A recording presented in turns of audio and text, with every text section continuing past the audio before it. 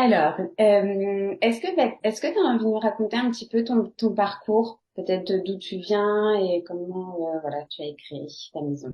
Yes, alors moi je m'appelle Erkia, j'ai 31 ans, je vis à Paris, enfin en région parisienne.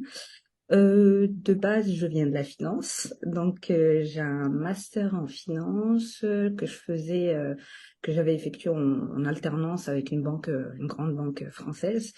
Et en fait, à la fin de mon master, il y a eu le Covid, il y a eu la période Covid.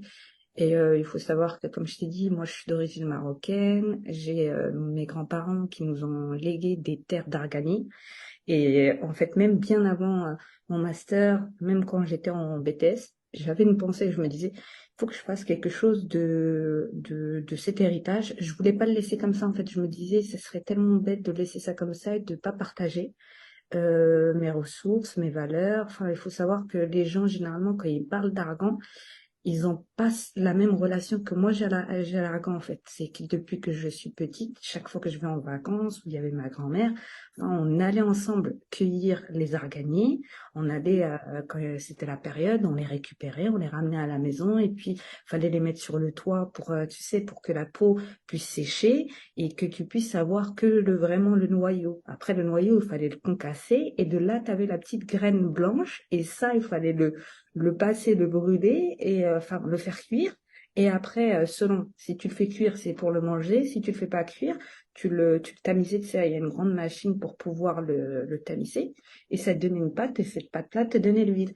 Et dans mon souvenir, j'ai le bruit. Tu sais, quand tu le concasses comme ça, là, j'ai le bruit avec ma grand-mère derrière et oh, qui courait à côté, en fait. C'est vraiment quelque chose en fait, c'est vraiment, ça fait partie de mon histoire, de mon héritage.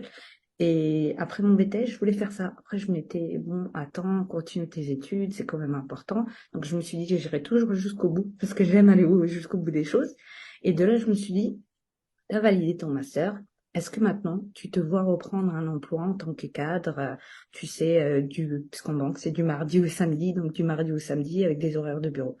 Je me suis dit non, pas tout de suite. J'ai vraiment envie de créer ça. Je sais que ça va être compliqué et surtout, je voulais apporter un produit qui me ressemble, que ce soit marocain comme que ce soit français, quoi, que ce soit un produit qui vienne du Maroc, mais par contre que ça soit fabriqué en France, quoi. Tu vois?